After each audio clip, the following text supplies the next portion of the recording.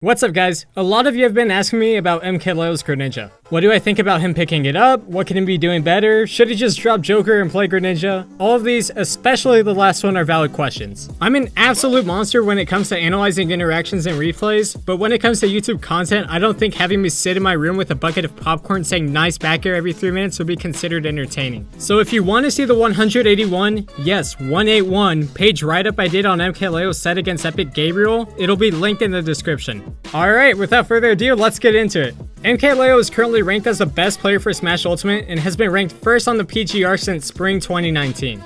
If you somehow haven't heard already, there's a bit of a global health pandemic going on, so a lot of the Smash tournament scene has been run online. As a result, some top players have decided to start branching out to other characters. Tweak with Diddy Kong, Salem with Steve, and Leo with Greninja. It's kind of tricky to say who Leo's won sets on with Greninja because, yeah, that happened.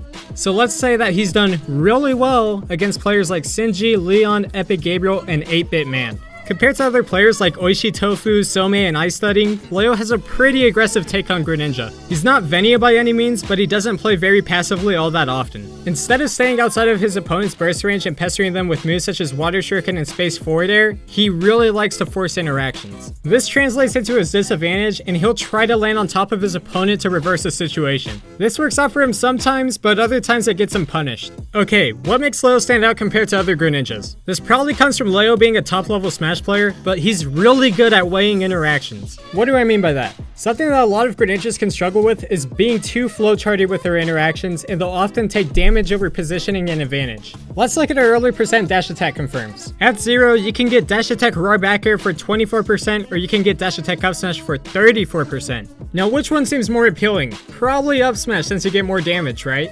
But let's say that you're in the Cloud matchup. Cloud isn't known for having the best recovery in the world, so prioritizing putting him off stage rather than getting 10 more % can be really worth it at times. Leo is really good at weighing damage to potential follow-ups in the same regard. Here, Leo could have gone for dash attack forward air for a chance to get a bit more % than back air or even take a stock. The thing is, dash attack forward air isn't guaranteed until really high %, so the opponent can air dodge out before then. But because Leo decided to go for a back air instead of forward air, he's able to hit Rob off stage guaranteed and then catch his recovery for a stock.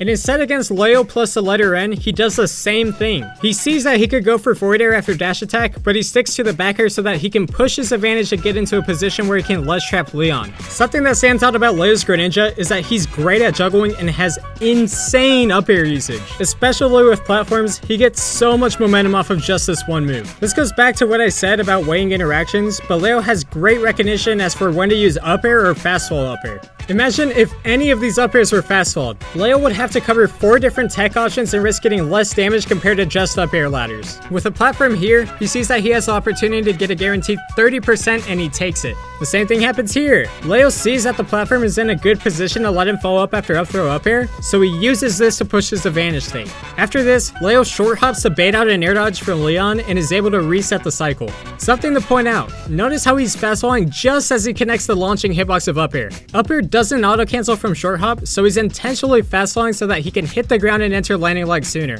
This makes it so that he can start going for another up air faster. Compare this to if he were to slowly fall down to the ground. Bowser would be in a later part of hit stun, and it's likely that it wouldn't have been a guaranteed follow-up. Now this final up air here isn't guaranteed, and Leon could have very possibly hit Leo with a down air. If Leo was at mid or high % here, this would be a really risky attempt at closing out a stock. But this goes back to those judgment calls. Leo sees that he's not at risk of dying off of the top blast zone, so he goes for the up air and is able to get a kill. Compared to most characters in the game, Greninja can afford to go really deep off stage because of his great recovery, and Leo really likes to abuse this. Let's look at this interaction here. Leo is off stage and the arm rudder at ledge from Rob is pretty obvious. Now Leo could have chosen to recover from any point here, but he intentionally delays his recovery so that by the time that he's in a position to snap to ledge, the threat is gone. On top of this, he'll mix up his recovery angles with pumps so that he goes completely around the threat zone if possible. Something interesting that I noticed about Leo's Greninja that I haven't seen from others is the way that he competes for ledge. There can be times where both players are recovering from off stage because of something like an edge guard attempt. In this situation, it's really likely that both players will snap to ledge at a similar time. Because of ledge trump mechanics in Ultimate, this can make the interaction really awkward. One player can attempt to ledge trump back to the other, they could be ledge trumped themselves, one could buffer a get up option so that they don't get ledge trumped and punish the other player on regrab, grab, or both players could buffer a get up option. Leo often sees the situation and says, "Shit, I fought with rivals," and ignores the ledge entirely. Now this puts him in a position to ledge trap without having to worry about any shenanigans that might happen from the ledge grab. This is a super creative option, and it works out really well for Greninja since he can switch directions with Pump and end up on stage regardless of where he started his recovery from. Okay, Leo seems amazing, right? What's keeping him from being the best Greninja player in the world? Well, there's a few things actually. First of all, ledge trapping. So I know that I just commended Leo for putting himself in a position where he can ledge trap the opponent really well, but I'm not seeing the best ledge traps coming out from him. This is weird because Leo's ledge trap game with Joker is absolutely insane. Leo has a habit of dashing away towards center stage as soon as the opponent grabs ledge. This isn't very good when it comes to ledge trapping because it puts so much space between the opponent and Greninja. And now from here, they can choose almost any ledge get up option for free. After dashing back, Leo tries to jump in and use forward air. This doesn't work out for him very often because the move has quite a bit of startup and is only active for 2 frames. What he should be doing instead is standing just outside of the opponent's ledge get up attack range and using back air. Back air comes out on frame 5 instead of frame 16, lingers to catch multiple get up options, can be spammed from a short hop, has just about as much range as forward air, has less end lag than forward air, can reset a ledge trap scenario at mid percents, kills at high percents, and beats out ledge drop aerials. Wait, who linked part 6 of the Greninja guide? Speaking of back air, Leo seems to really neglect this move if it's not being used as a follow-up from dash attack. Back air in neutral is crazy good. At early percents, it can lead into a dash attack tech chase and get us a clean 40%. There are a bunch of times where Leo is trying to compete against his opponent's aerials with forward air, but the amount of startup on the move doesn't help him win these interactions. Instead, Leo could be using back air to beat out the opponent's aerials and get a much bigger reward. Leo also ignores back air when it comes to edge guarding and really likes going for fair off stage. That's quite big. As mentioned before, back air lingers and can control so much more space in an edge guard scenario. Something else that's really good about back air when it comes to edge guarding is that it has nowhere near as much end lag as forward air. In this clip, Leo goes for an edge guard with forward air and it does connect. I mean, good for him. Holy shit, look at how close he is to the bottom blast zone. He's honestly lucky that he didn't lose a stock here. But on top of that, look at the position that Rob is in once Leo goes back to ledge to continue his edge guard. Rob is pretty much already back on stage because of the amount of end lag and forward air causing Leo not to go back to ledge as quickly. Had Rob not committed to the back air here, he could have air dashed to ledge and Leo would have dropped the edge guard. Okay, let's move away from back air now and talk about Leo's timing on his aerials. One of the most important parts of playing Greninja is having good nair and fair usage. And I know we all love fair use on the Apple Ocean channel, right? For the most part, Leo does have the right idea as for when to use these moves, but his timing is a bit off. For an aerial to be as safe as possible on shield, you have to land the aerial just before touching the ground. And whenever you look at the height at which Leo connects a forward air from compared to someone like Venia, there's definitely room for improvement. Apart from staying safe on shield, there's a ton of other reasons why you want to land forward air as low as possible. In this situation, Rob pancakes a bit after using neutral air, and Leo isn't able to connect forward air because he's doing it from too high up. And this is a really interesting interaction here. At early percents, forward air dash attack up smash is a confirm, but you can't buffer dash attack like you can buffer a jab. Even the best players spend at least a few frames dashing before inputting the dash attack. Because Leo connected the forward air from high up, he was literally 2 frames off from getting the dash attack to connect and gets punished for it. Had he landed forward air with proper timing, he would have gotten this confirmed guaranteed. Leo's neutral air kind of has the same problem as his forward air. He's connecting the move really high up on his opponent's shield, and this -3 move is being punished by frame 10 options as a result. But what's worse than this is what Leo decides to do after the nair. Shield.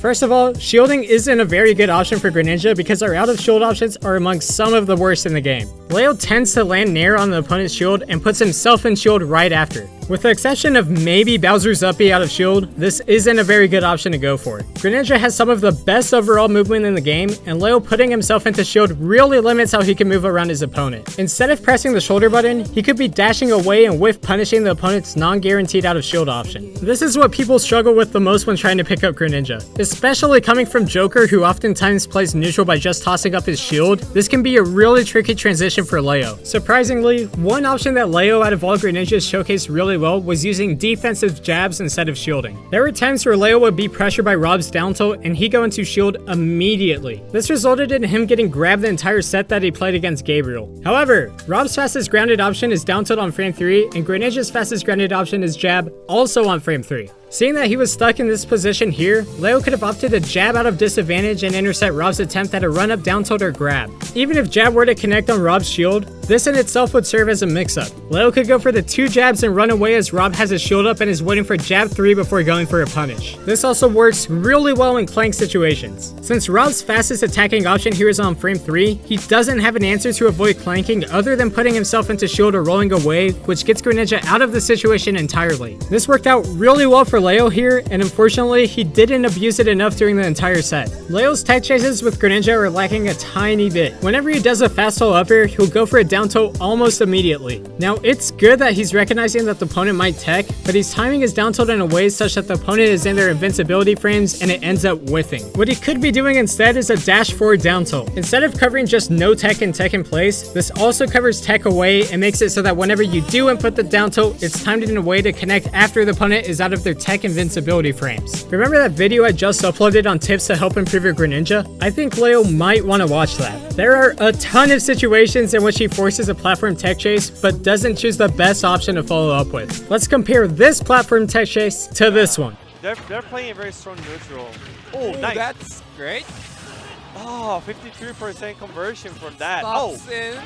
And nice patience. He waits for it. Literally just full hopping onto the platform with Nair can give Leo a ton of momentum that he's missing out on. He does seem to do this sometimes, but the tech chases that he gets from fast hold up air afterwards aren't the best. Remember how I said that Leo has amazing up air usage? Well, it could be better. I don't blame Leo for not realizing this because it's a pretty niche thing, but he often overdrifts his up airs. Okay, so now you're thinking to yourself, fuck, I've only watched Fast and Furious like 2 times. What's overdrifting? You know how if you hit your opponent on the left side with down air, they go to the right, and if you hit them on the right side, they go to the left? Up air kind of has the same property. And if your opponent gets launched behind you, it can be really tricky to follow up. The opponent ending up behind you is often a result of overdrifting with up air. Because there are 5 hits to the move before the opponent gets launched, you can start the up air on one side of their body and end up on the other. To get around this, you can do the funny thing and hold in after you get the first part of up air to connect. This makes it so that the opponent gets launched in front of us and we're in a position to get a much easier follow-up. Leo could have done this in quite a few situations and gotten a much bigger reward.